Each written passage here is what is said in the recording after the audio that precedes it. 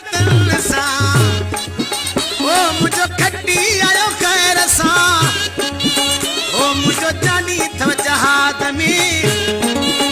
ओ मुझो जानी थव जहाद में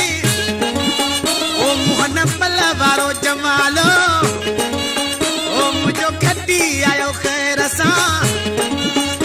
झोल लग सैयद हाजी शाह बुखारी स्टाफ लग गोठ रईस फरीदा खान छलगरी मरीअ में पाकिस्तान पीपल्स पार्टी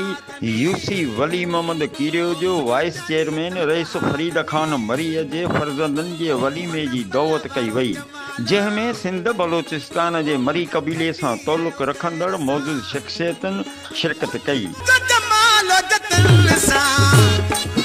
ओ मुझो खटी आयो खैर सां ओ मुझो जानी थव जहाद में ओ मुझो जानी थव जहाद में ओ मोहन पल वारो जमालो ओ मुझो खटी आयो खैर सां। ओ जेको रोड़ीअ वारीअ पुल ते ओ जेको सखर वारीअ पुल ते ओ जे जदन दिल बंदला ओ जे तू अखियूं रब रखियूं हनी ओ जे पैर पंज सेरला, जंहिंमें ज़िले सांगड़ जे सियासी समाजी शख़्सियतनि ऐं आस पास जे ॻोठनि जे माण्हुनि वॾे तइदाद में शिरकत पिणु कई। सभई आयल महिमाननि जी आजा कंदड़नि में रईस फरीद खान मरी, रईस मोहम्मद ईसा मरी, रईस वज़ीर अली मरी, रईस अली हैदर मरी, रईस नवाज़ मरी ऐं अबू बकर मरी आजा कई। उन मौक़े ते पाकिस्तान पीपल्स पार्टी साबिक़ा MNA ऐं साबिक़ा चेयरमैन OGDC ऐं शेर फातह सांगड़ नवीद डेरे जी आमद ते पूरे पंडाल में जीए भुट्टो जे नारे जी गूंज में इस्तक़बाल कयो वियो। ओ मुझो खटी आयो खैर सां ओ मुझो जानी थव जहाद में ओ मुझो जानी थव जहाद में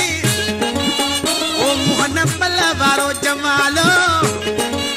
ओ मुझो खटी आयो खैर सां। ओ जेको रोड़ीअ वारीअ पुल ते ओ जेको सखर वारीअ पुल ते ओ जे जदन दिल बंदला ओ जे तू अखियूं रब रखियूं हनी ओ जे पैर पंज सेरला अदा मुझो ॾिठो कहिड़ी ॻाल्हि तां। साणस गॾु MNA अदी साज़िया अता मरीअ जे focal person Naeem Khan Wassan, Ayub Khan Afridi, Rana Sajid Rajput, Amir Ali Kerio, UC chairman वडेरो शाहनवाज़ कीरियो, फोकल पर्सन अमीर अली रिंद, अब्दुल गनी बिरोही, नियाज़ हुसैन खटक ऐं ॿियनि मौजूद शख़्सियतनि शिरकत कई। कैमरामैन मोहम्मद यूसुफ शर सां गॾु comrade GM Tumrani, district bureau chief मीडियाज़ा HD सांगड़।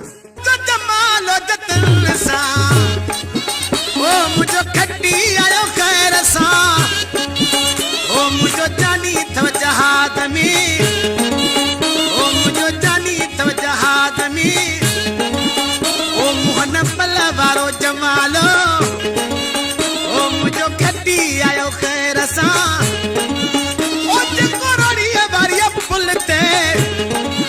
ओ जेको सखर वारीअ पुल ते ओ जे जदन दिल बंदला